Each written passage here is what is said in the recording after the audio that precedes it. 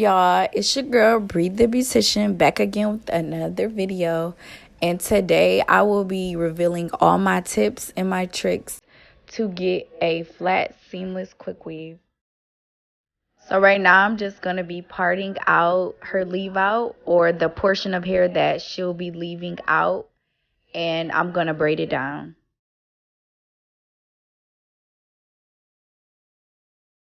And you always want to make sure that you leave out enough of the client's hair that once it's straightened, it will cover the track, but you don't want to leave out too much. Like, they don't want half their hair left out.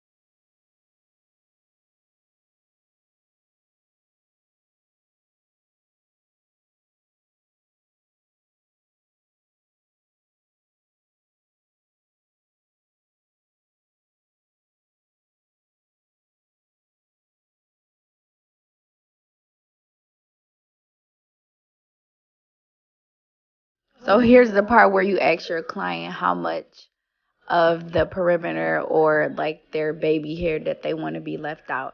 Some people like to pull their quick weave back, and some people just want a little bit out so they can like swoop it, and maybe put it behind their ear a little bit.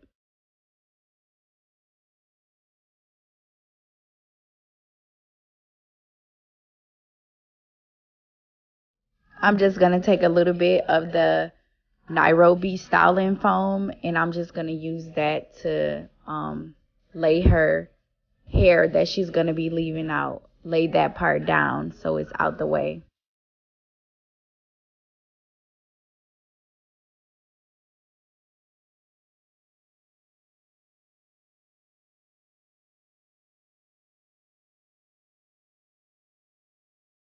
So for all my quick weaves, I actually underbraid because I've found out that underbraids lay flatter underneath the quick weave. And I try not to make my underbraids too big because I still want them to be as flat as possible. And for those who don't know how to underbraid, if you guys want me to do a step-by-step on how to underbraid, comment below and I'll make a separate video on how to underbraid and get it as flat as possible.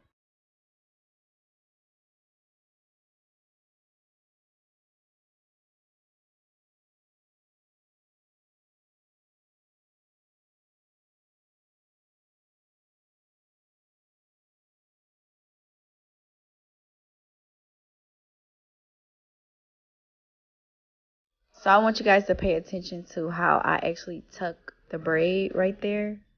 And that is just to ensure that I'm still making it as flat as possible. And I'm just going to braid over that braid until it gets short. Same thing on the other side. And I'm literally just braiding them all straight down. And I'm pulling up the ends of the previous braid.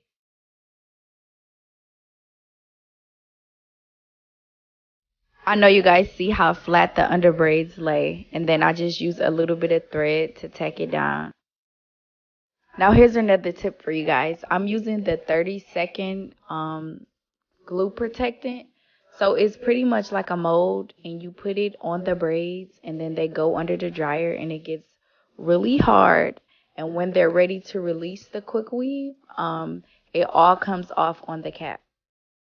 And you can apply this with a color applicator brush, but I'm using my fingers because I feel like I get like deeper down to the scalp when I push it in with my hand. And then they shouldn't have to be under the dryer for no more than 25 minutes tops. So I actually pull my cap down over my client's ears, and then I glue the hair onto the cap.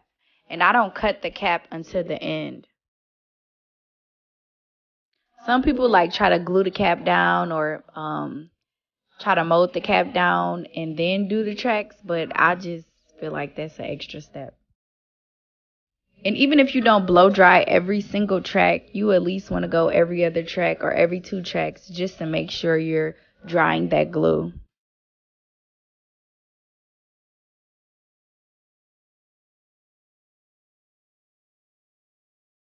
So after I glue the last track, I'm going to pull all the hair back and then I'm going to cut the excess cap.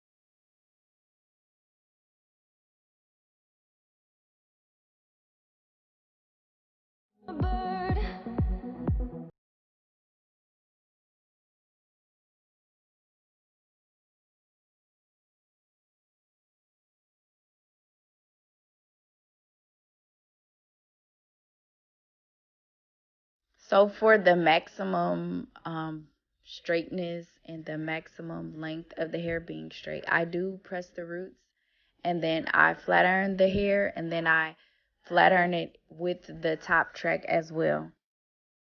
So we just straightened it all out and we added a face frame in the front.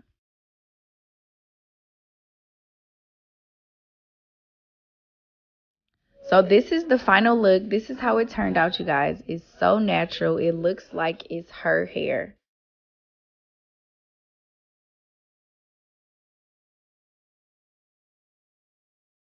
As always, thank you guys for watching.